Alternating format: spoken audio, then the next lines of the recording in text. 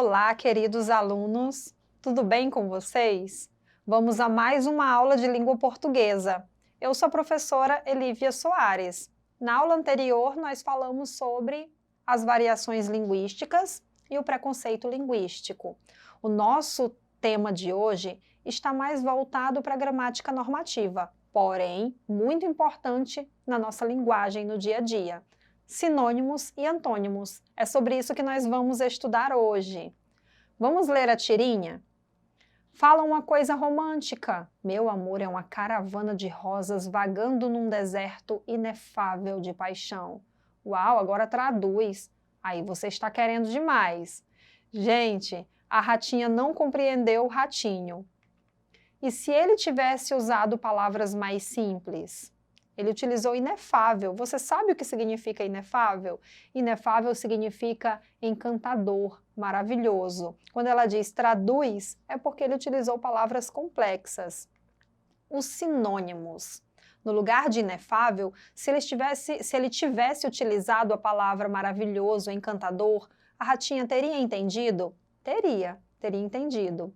São palavras que se assemelham em seu significado, os sinônimos. Elas podem ter uma construção e uma fonética completamente diferentes, mas possuem o mesmo sentido ou um sentido muito semelhante. Vamos ler algumas palavras e sinônimas dessas palavras. Morrer. Morrer é o mesmo que falecer. Então, morrer e falecer são palavras sinônimas, pois são palavras que têm o mesmo sentido, o mesmo significado. Rápido. Tal pessoa é muito rápida, então tal pessoa é ligeira. Rápido significa o mesmo que ligeiro. Posso substituir. Continuar. Continua a conversa. Prossiga. Então, são sinônimas. Algo que é distante é a mesma coisa que eu dizer que algo é longe. E o que é contemplar? Contemplar uma imagem, por exemplo, é admirá-la. Um carro, posso chamá-lo de automóvel. O cão, posso chamá-lo de cachorro, pois são palavras sinônimas. Repetindo, palavras sinônimas são palavras que têm o mesmo significado que outra, o mesmo sentido, mas são escritas diferentes.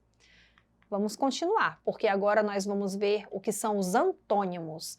Enquanto os sinônimos dizem respeito às palavras que se assemelham em seus significados, o antônimo é o oposto. Gente, palavras antônimas são palavras com sentidos opostos, com sentidos contrários.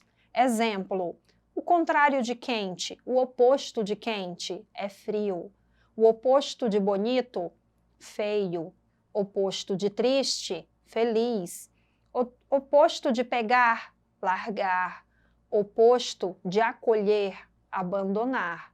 O oposto de vida, morte. O de bem, mal. O oposto de limpo é sujo. Então, observem que são palavras antônimas, pois os seus significados são contrários. Sinônimos e antônimos. Gente, não basta você só fixar o significado de sinônimos e antônimos como regra. Você tem que utilizar isso na sua linguagem, para ela ficar mais dinâmica, para não ficar uma palavra não ficar tão repetitiva, tão cansativa. É necessário que você sempre busque os significados das palavras no dicionário, que você pesquise, porque uma palavra ela pode ter vários significados. Às vezes tem uma palavra sinônima, mas dentro do contexto não dá de eu substituir por essa sinônima. É preciso você praticar isso. Para quê? Para você aumentar o seu repertório vocabular. O que é isso, professora? É aumentar cada vez mais a quantidade de palavras para você conhecer. Conhecer mais e mais palavras. Tá bom? Então, os sinônimos, eles são essenciais para quem produz textos. Vocês, estudantes, produzem textos em sala de aula. Você produz texto na oralidade, quando você está se expressando, quando você está conversando. E é necessário que você utilize sinônimos. Vamos observar como dá de substituir? Olha um exemplo. Defesa Civil não vê risco de desabamento do prédio do Museu Nacional, mas recomenda Interdição do prédio centenário. Rachaduras na estrutura do prédio centenário provocadas após incêndio demonstram que revestimento pode cair. Nossa, gente, repetiu 3 vezes a palavra prédio. Prédio centenário e prédio. Se você conhecer outra palavra sinônima, o texto vai ficar mais dinâmico, mais fluente, não vai causar essa repetição que você observa na leitura. Olha como fica. Defesa Civil não vê risco de desabamento do prédio do Museu Nacional, mas recomenda a interdição do edifício. Centenário. Rachaduras na estrutura do Palácio Centenário provocadas após incêndio demonstram que revestimento pode cair.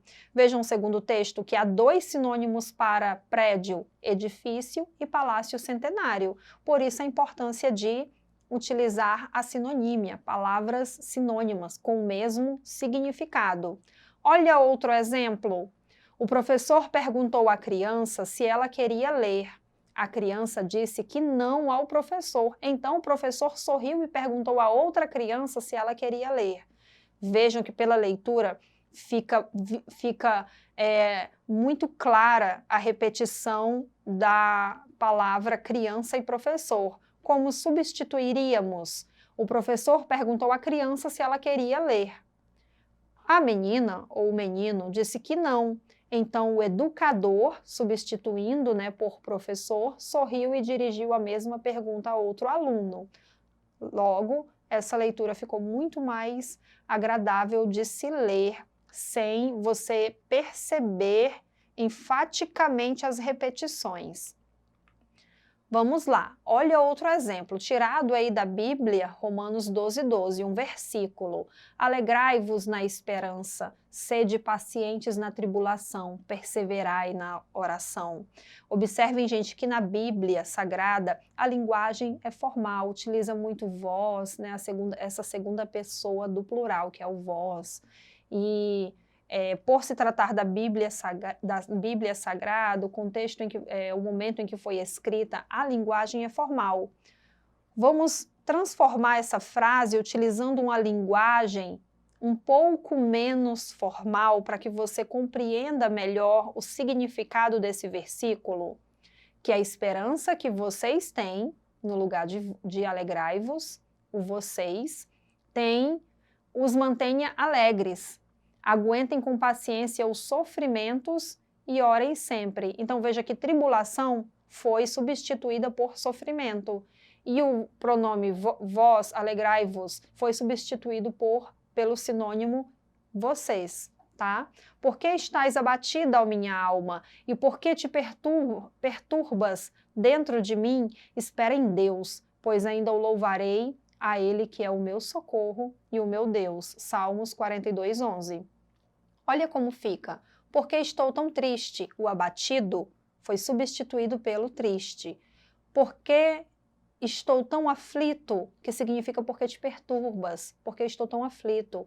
Eu porei a minha esperança em Deus e ainda o louvarei. Ele é o meu Salvador e o meu Deus. Então observem, gente, que os sinônimos ajudam muitas vezes a pessoa a compreender melhor um texto.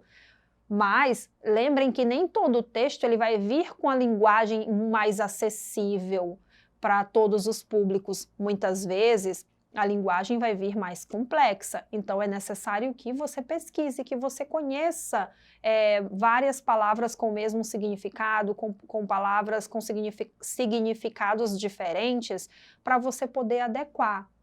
Se estiver falando com alguém que você acha que não vai saber o significado de afável, então você deve utilizar o encantador. Depende do seu interlocutor, do seu texto.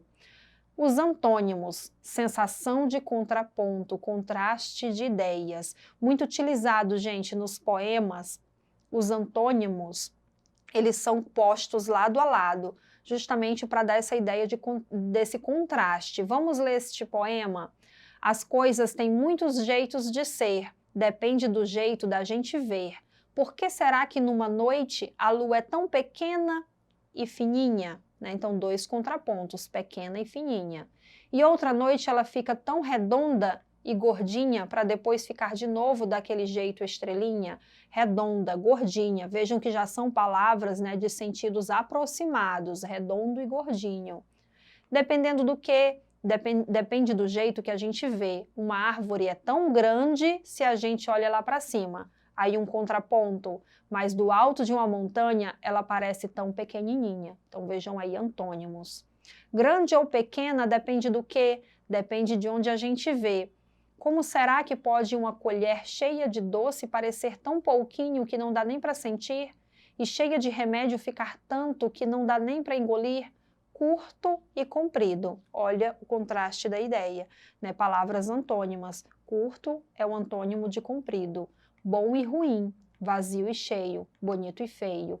São jeitos das coisas ser, depende do jeito da gente ver. Então, a antonímia, ela é muito utilizada nos poemas, na poesia.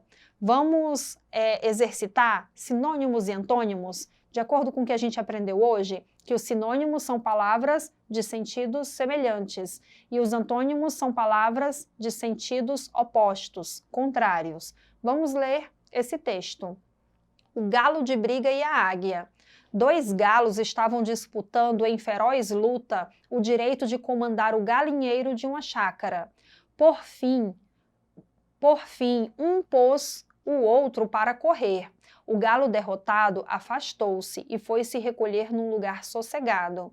O vencedor, voando até o alto de um muro, bateu as asas e, exultante, cantou com toda a sua força. Uma águia que pairava ali perto lançou-se sobre ele e, com um bote certeiro, levou-o preso em suas poderosas garras. O galo derrotado saiu do seu canto e daí em diante reinou absoluto livre de disputa. Moral da história: o orgulho e a arrogância é o caminho mais curto para a ruína. Vocês sabem que a fábula utiliza animais como personagens e traz uma lição de moral para os seres humanos. Vamos verificar, né, dentro desse texto, o conteúdo sinônimos e antônimos. Vamos à questão.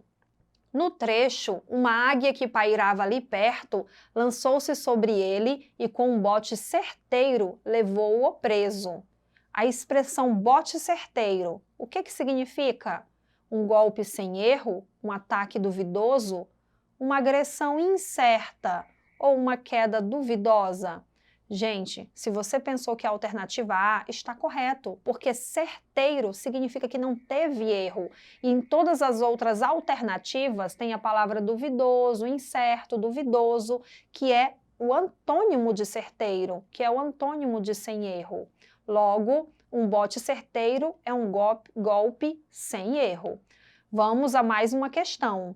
Considerando que antônimos reforçam os sentidos contrários, a alternativa que possui um par de palavras antônimas. Qual é a alternativa? Ele subiu no telhado nessa madrugada. Tem palavras antônimas de sentidos contrários nessa frase? Letra B. O vento sussurrava na noite fria. Tem palavras de sentidos contrários, opostos? Agora vamos à letra C.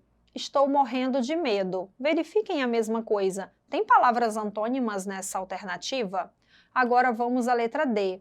Os bobos e os espertos convivem no mesmo espaço. Gente, pelo que vocês estão verificando, na letra D nós temos palavras antônimas. Quais são essas palavras? São as palavras bobos e espertos, pois a palavra bobos é o antônimo, é o contrário, é o sentido oposto daquele que é esperto. Logo, nossa alternativa é a letra D.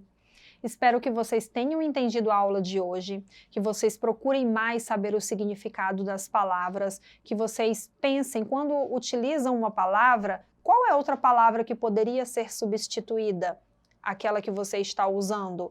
É uma palavra informal? Por exemplo, quando eu digo, nossa, isso aconteceu do nada, é informal, é coloquial. Como eu substituiria por uma sinônima mais formal? Isso aconteceu repentinamente, aconteceu de repente. E conheçam mais e mais palavras, ajustando a sua linguagem, deixando o texto mais dinâmico, sem repetições. Espero que tenham entendido a nossa aula de hoje e para assistir a essa aula novamente, acessem o portal Eduque Acre. Obrigada!